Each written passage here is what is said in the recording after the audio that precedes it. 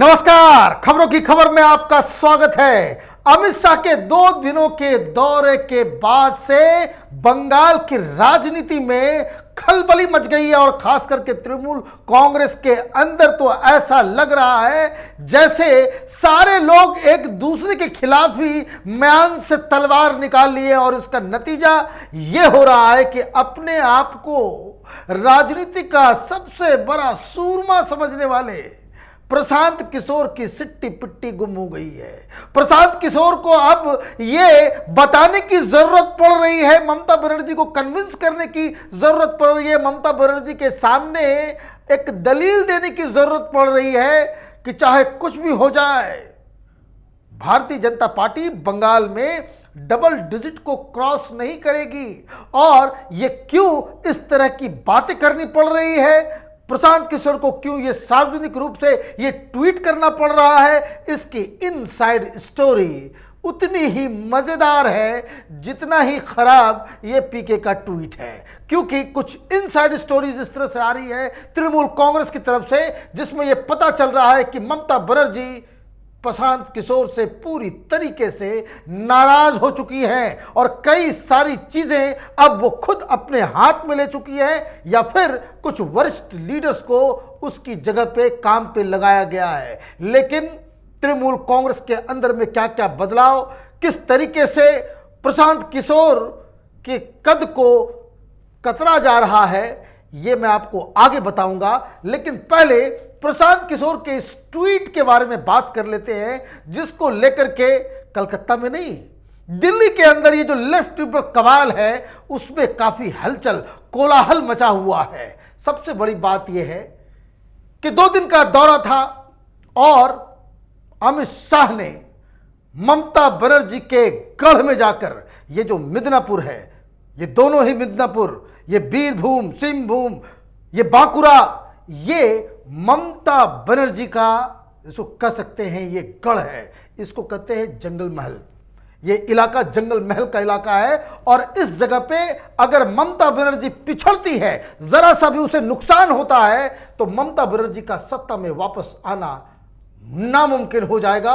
और इसलिए जब इस तरह का रिस्पॉन्स अमित शाह को गोलपुर के रोड शो में मिला तो तृणमूल कांग्रेस के अंदर हलचल बढ़ गई, धड़कन बढ़ गई ममता बनर्जी की। और जब इसके ऊपर विवेचना की गई कि भाई आखिर क्या हो रहा है, बताया यह जा रहा है कि तृणमूल कांग्रेस के अंदर जो सारे वरिष्ठ लीडर्स हैं उन्होंने साफ साफ कहा कि ये प्रॉब्लम हम कब तक मीडिया को, बंगाल की जनता को झूठ बताते रहेंगे कि सब कुछ ठीक है, कोई दिक्कत नहीं है। और इन्होंने साफ साफ कहा कि ये जो प्रशांत किशोर की वजह से ये सारी दिक्कतें हो रही हैं और इसलिए ममता बनर्जी ने प्रशांत किशोर की क्लास लगाई और ये कहा कि इसको हाउस को पूरी तरह से ऑर्डर में लाने की जरूरत है। ममता बनर्जी ने साफ साफ कहा कि वो अब एक भी दिन के लिए उस तरह की स्ट्रेटजी पे, पुराने स्ट्रेटजी पे, प्रशांत किशोर की स्ट्रेटजी पे वो काम नहीं कर सकती है। उन्हें फौरन अमित शाह के हर, इसको कह सकते हैं कि मूव का, हर चाल का जवाब उनकी ही भाषा में देने की जरूरत पड़ेगी। और ममता बनर्जी ने उसके लिए अपने ही तरीके से प्लान चॉकआउट किया है। लेकिन इसका असर यह हुआ कि पहली बार तृणमूल कांग्रेस के अंदर जो वरिष्ठ लीडर हैं जैसे कल्याण बनर्जी हैं, जैसे सुगतो राय हैं, इन लोगों ने ममता बनर्जी के सामने साफ साफ ये बात कह दी कि ये जो प्रॉब्लम जो तृणमूल कांग्रेस जिससे गुजर रही है उसका सबसे बड़ा जिम्मेदार कोई है तो प्रशांत किशोर है और इसे कंट्रोल करना जरूरी होगा। अगर कंट्रोल नहीं भी कर सकते हैं तो कम से कम ये कार्यकर्ताओं और नेताओं में ये मैसेज देना जरूरी है कि प्रशांत किशोर से कई सारी चीजें छीन ली गई है और ये फैसले स्वयं ममता बनर्जी कर रही हैं। अब ये समझिए ये 2 फर्क कितना आ गया, 2 दिन के रैली में कितना आसमान जमीन का फर्क आ गया। 2 दिनों पहले तक प्रशांत किशोर तृणमूल के सारे फैसले ले रहे थे, मीटिंग में ये शुभेंदु अधिकारी को मनाने भी जाना है तो कौन जा रहा है, पार्टी के वरिष्ठ लीडर नहीं, ये प्रशांत किशोर चले जाते हैं। ये प्रशांत किशोर की स्थिति हो गई थी तृणमूल कांग्रेस के अंदर में, बड़े से बड़े फैसले प्रशांत किशोर ले रहा था। बड़े से बड़े आप ये स्ट्रैटेजी को बनाने में सारी चीजों के लिए प्रशांत किशोर के ऊपर डिपेंडेंट हो गई थी। और अब जो तृणमूल कांग्रेस के अंदर ये जो स्ट्रैटेजी बनी है कि प्रशांत किशोर को थोड़ा सा पीछे लेकर के आना है और जो भी फैसले होते हैं उसके लिए ममता बनर्जी का नाम आगे कि भाई सारे फैसले ममता बनर्जी कर रही हैं। और जब इनकी प्रशांत किशोर ने देखा कि इनकी जो स्थिति जो वो गड़बड़ा रही है, तो एक मार्केटिंग एक्सपर्ट की तरह इसने फिर अपने जिसको कह सकते हैं कि जिनके साथ आपने करार किया तृणमूल कांग्रेस की लीडर अभिषेक बनर्जी और ममता बनर्जी को इसने फिर बरगलाने की कोशिश की और ये कह दिया कि ये सारी चीजें जो हो रही है ये बेकार में, इसमें कुछ दम नहीं है। ये जो अमित शाह बंगाल में जा रहे हैं, इतने सारे तृणमूल के लोग उधर जा रहे हैं, ये जो बीजेपी वाले जो फ्रेंडली मीडिया वाले हैं ये फिजूल की बातें कर रहे हैं। ये चूंकि वो मीडिया वाले हैं बीजेपी के बारे में बढ़ चढ़ के दिखाते हैं इसलिए वो दिखा रहे हैं, अदरवाइज इसमें कोई दम नहीं है।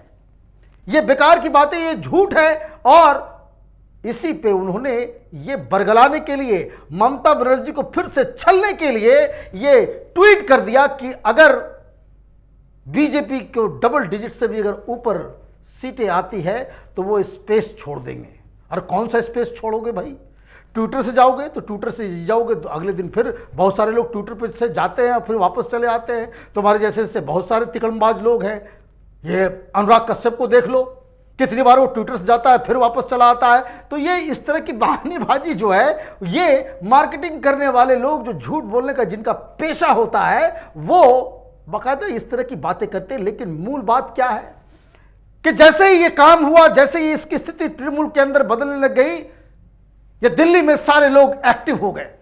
दिल्ली में ये जो लेफ्ट कवाल है, जो प्रशांत किशोर के पेरोल पे आर्टिकल लिखने वाले जो एक्सपर्ट्स हैं, वो इस पूरी चीज में कूद गए और ये सारा डिस्कोर्स खड़ा करने की कोशिश की जा रही है कि देखिए जो प्रशांत किशोर कह रहा है वो सही है। अब ये जो प्रशांत किशोर कह रहा है वो तो एक सफेद झूठ है। वो ये कह रहा है कि भाई अमित शाह को ज्यादा रिस्पॉन्स नहीं मिला। अच्छा, अमित शाह को ज्यादा रिस्पॉन्स नहीं मिला तो वीडियो क्या वो फेक वीडियो है जो लाइव पूरे देश भर में चल रहा था?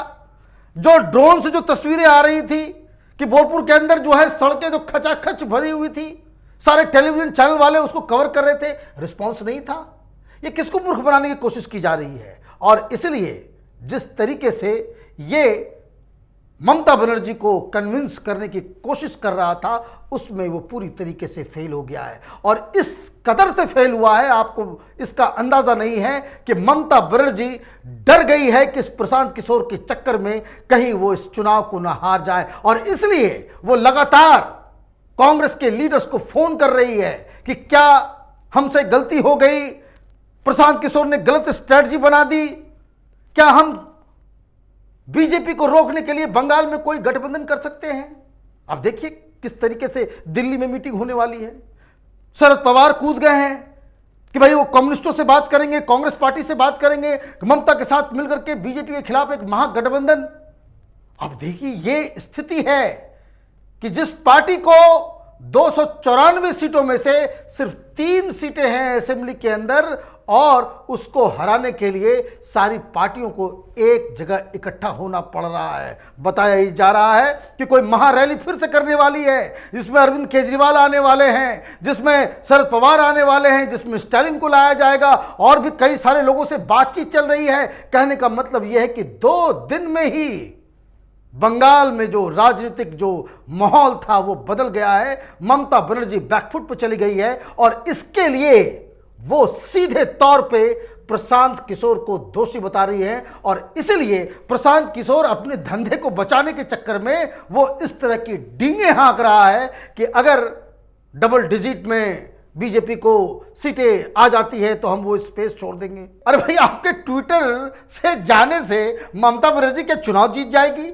या फिर चुनाव के नतीजे बदल जाएंगे? दरअसल हो ये रहा है कि ममता बनर्जी को अभी बात अच्छी तरह से समझ में आ गई है कि जिस तरीके से बंगाल की जनता ने वामपंथियों के अत्याचार से मुक्त होने के लिए ममता बनर्जी को वोट दिया था, अब वही हाल वही माहौल बंगाल में फिर से बन गया है कि तृणमूल कांग्रेस के अत्याचार से निपटने के लिए बंगाल के लोगों ने बीजेपी का दामन पकड़ लिया है और इसीलिए अब तक ये जो स्ट्रेटजी जो प्रशांत किशोर बना रहे थे वो स्ट्रेटजी काम नहीं कर पा रही थी और अब इसे साइड में रखा गया है। ममता बनर्जी ने खुद कमान संभाली है और मैं आपको बता दूं 2-3 प्रोग्राम जो लगातार हो रहे हैं वो इस तरीके से हो रहे हैं कि सबसे पहला घोषणा जो ये जो स्ट्रेटजी जो बदलने के बाद ममता बनर्जी ने की है कि गोरखपुर के अंदर जिस तरीके से जिस रास्ते से अमित शाह ने रोड शो किया है वहां ममता बनर्जी भी रोड शो करने वाली हैं। अब जहां जहां अमित शाह जाएंगे वहां वहां ममता बनर्जी जाएगी। वैसे एक बिल्कुल ही इसको कह सकते एक खराब किस्म की ये प्लानिंग है, खराब किस्म की स्ट्रेटजी है, लेकिन ममता बनर्जी तो ममता बनर्जी है, वो रिएक्शन पे ही काम करती है। तो अब ये देखना होगा कि किस तरीके से, अभी तो अमित शाह का सिर्फ एक ही दौरा हुआ है, पता चला है कि वो हर महीने 2-3 दिन के लिए जाएंगे। तो जब इस तरह के कार्यक्रम लगातार होंगे तो बंगाल की राजनीति में किस तरीके से करंट चलने वाला है ये अपने आप में बहुत ही मजेदार कहानी होने वाली है। हमारी नज़र बंगाल के चुनाव पे बनी हुई है। आप देखते रहिए कैपिटल टीवी। हमारे वीडियो को लाइक कीजिए, शेयर कीजिए और हमारे चैनल को सब्सक्राइब कीजिए। धन्यवाद।